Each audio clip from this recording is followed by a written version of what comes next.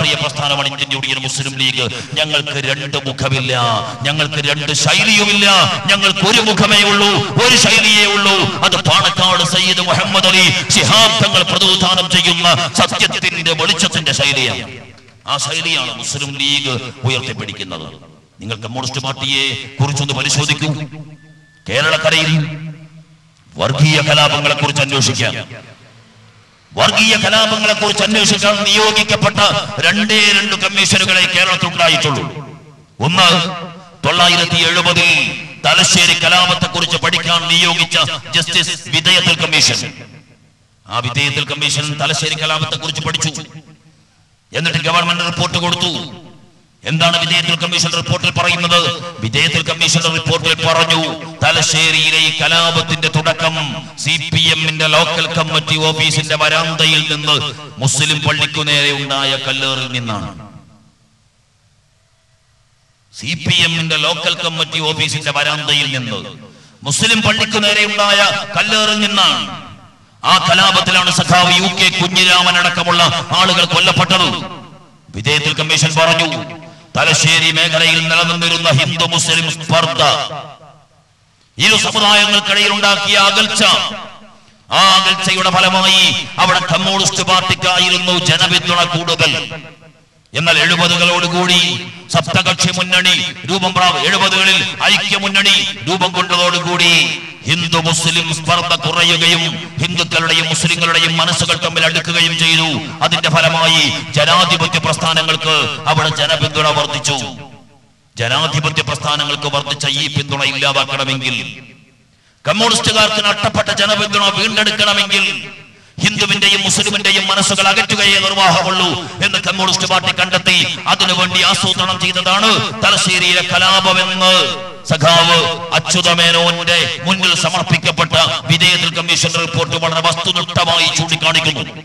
അപ്പോഴും നമ്മുടെ നാട്ടിലെ പിണറായി വിജയന്മാർ, നമ്മുടെ നാട്ടിലെ കോടിയേരി ബാലകൃഷ്ണന്മാർ, നമ്മുടെ നാട്ടിലെ അച്യുതാനന്ദന്മാർ അപ്പോഴും വിളിച്ചു പറഞ്ഞു, തലശ്ശേരിയിലെ മുസ്ലിങ്ങളെ രക്ഷിക്കാൻ വേണ്ടി RSSകാരന്റെ വട്ടേറ്റ് പടഞ്ഞു മരിച്ച ഞങ്ങളുടെ സഖാവ് UK കുഞ്ഞിരാമൻ മുസ്ലിങ്ങളുടെ രക്ഷയ്ക്ക് വേണ്ടിയിട്ടാണ് ജീവാർപ്പണം നടത്തിയത് എന്ന് പ്രസംഗിച്ചു നടന്നു പിണറായി വിജയൻ.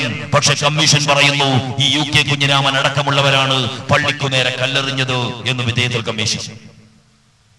മാറാട് കലാപത്തെ കുറിച്ച് അന്വേഷിച്ച കമ്മീഷൻ കേരളത്തിലെ ഗവൺമെന്റ് സമർപ്പിച്ച റിപ്പോർട്ട്, ആ റിപ്പോർട്ടിൽ വളരെ വ്യക്തമായി മാറാട് കമ്മീഷൻ പറഞ്ഞു, 1956 കേരളപ്പിറവി, 957 ആദ്യത്തെ തെരഞ്ഞെടുപ്പ്, ആ തെരഞ്ഞെടുപ്പ് മുതൽ 2000 വരെ മാറാട് ഉൾക്കൊള്ളുന്ന മേഖലയിൽ CPM മാത്രമാണ് ആധിപത്യം പുലർത്തിയിരുന്നത്, CPM മാത്രമാണ് ജയിച്ചിരുന്നത്. 2000 നടന്ന ഗ്രാമപഞ്ചായത്ത് തെരഞ്ഞെടുപ്പിൽ ആ വാർഡിൽ മുസ്ലിം ലീഗിന്റെ സ്ഥാനാർത്ഥി K മൊയ്തീൻ കോയ വിജയിച്ചു. തീർന്നില്ല. 2001 അസംബ്ലി തെരഞ്ഞെടുപ്പിൽ CPM-ന്റെ VKC മുഹമ്മദ് കോയയേക്കാൾ മുസ്ലിം ലീഗിന്റെ MC മാഹിൻ ഹാജി 700 വോട്ടിന്റെ ഭൂരിപക്ഷം നേടി. 1950കൾ മുതൽ രാഷ്ട്രീയ സംഘർഷങ്ങൾ സാമുദായികതയ്ക്ക് വഴിമാറിയ, അതാണ് മാറാടിന്റെ ഒരു പ്രത്യേകത. അവിടെ CPM-ഉം RSS തമ്മിലാണ് സംഘടനം തുടങ്ങുന്നത്. പക്ഷേ CPM-കാർ മുസ്ലിങ്ങളും RSS ഹിന്ദുക്കളുമായി പോയത് കൊണ്ട് അവിടുത്തെ സംഘർഷങ്ങൾക്ക് പിന്നെ പയ്യെ ഒരു സാമുദായിക നിറം കൈവരികയാണ് പതിവ്. ഈ കമ്മീഷൻ പറയുന്നു, രാഷ്ട്രീയമായി ആരംഭിച്ചു സാമുദായിക നിറം പൂണ്ട ഭൂതകാല സംഘർഷങ്ങളുടെ സാഹചര്യത്തിൽ അകന്നു നിന്നിരുന്ന രണ്ടു ജനത അടുത്തത് കൊണ്ടാണ് UDF-ന് ഈ മേധാവിത്വം കിട്ടിയത് എന്ന് കമ്മ്യൂണിസ്റ്റ് പാർട്ടി മനസ്സിലാക്കി. 2002 ജനുവരി 1 ആദ്യത്തെ മാറാട് സംഘർഷം നടക്കുന്ന 2002 2002 ജനുവരി 1 നവവത്സരാഘോഷത്തോടനുബന്ധിച്ചുണ്ടായ നിസ്സാരമായ അനർത്ഥ സംഭവങ്ങൾ അവിടുത്തെ മത സാംസ്കാരിക രാഷ്ട്രീയ നേതാക്കന്മാർ ഇടപെട്ടുകൊണ്ട് പരിഹരിച്ചിരുന്നെങ്കിലും 4-ാം തീയതി പുലരുമ്പോഴേക്ക് 4 മനുഷ്യരുടെ മരണത്തിനിടയാക്കുന്ന കലാപത്തിലേക്ക് മാറാടിനെ എത്തിച്ചതിന്റെ പിന്നിൽ CPM ആണുള്ളത്. ഞാൻ പറയുന്നതല്ല, മാറാട് കലാപത്തെ കുറിച്ച് അന്വേഷിക്കാൻ നിയോഗിക്കപ്പെട്ട കമ്മീഷൻ പറയുന്ന വാക്കാണ്. അതിന്റെ പിന്നിൽ CPM ആണുള്ളത്.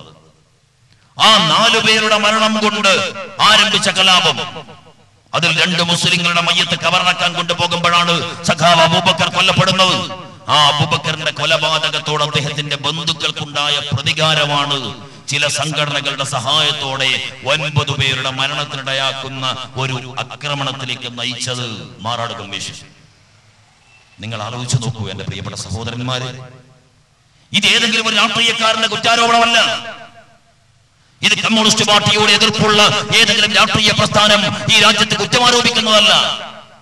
മറിച്ച് നമ്മുടെ നാട്ടിൽ നടന്ന 2 കലാപങ്ങൾ ഒട്ടേറെ മനുഷ്യരുടെ, ആരാധനാലയങ്ങളുടെ, ഒട്ടേറെ കുടുംബങ്ങളുടെ ദുരിതങ്ങൾക്ക്, മരണങ്ങൾക്ക്, പ്രയാസങ്ങൾക്ക്, വിഷമങ്ങൾക്ക് നിമിത്തമായ തലശ്ശേരി കലാപം മാസങ്ങളോളം കേരളത്തിന്റെ മനസാക്ഷി വിറങ്ങലിച്ചു നിൽക്കുന്ന വിധത്തിൽ, വർഷങ്ങളോളം കേരളത്തിന്റെ മനസാക്ഷി വിറങ്ങലിച്ചു നിൽക്കുന്ന വിധം കേരളം ഉയർത്തിപ്പിടിച്ച സകലമാന പാരമ്പര്യങ്ങളെയും സകലമാന മൂല്യങ്ങളെയും തച്ചുടക്കുന്ന വമ്പിച്ച മനസ്സംഘർഷത്തിലേക്ക് കേരളത്തിന്റെ മനുഷ്യന്റെ മനസ്സിനെ നയിച്ച മാറാട് കലാപം.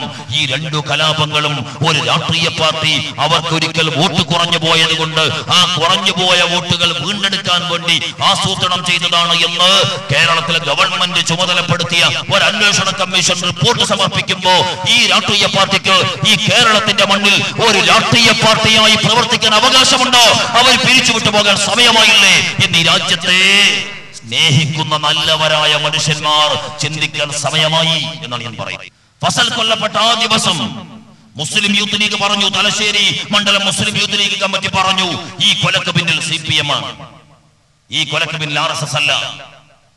3 ദിവസം കഴിഞ്ഞപ്പോ LDF പറഞ്ഞു, ഈ കൊലക്ക് പിന്നിൽ CPM-ന്റെ പങ്കാളിത്തത്തെ കുറിച്ച് അന്വേഷിക്കണം. LDF പറഞ്ഞു. മാസങ്ങളോളം CPM പാർട്ടി തലശ്ശേരിയിലും പരിസരങ്ങളിലും പ്രചാരണം നടത്തി. LDF-കാരനെ RSS-കാർ കൊന്നിരിക്കുന്നു, മുസ്ലിം വർഗീയവാദിയെ ഹിന്ദു വർഗീയവാദി കൊന്നിരിക്കുന്നു. ഈ വർഗീയതയെ നേരിടാൻ കമ്മ്യൂണിസ്റ്റ്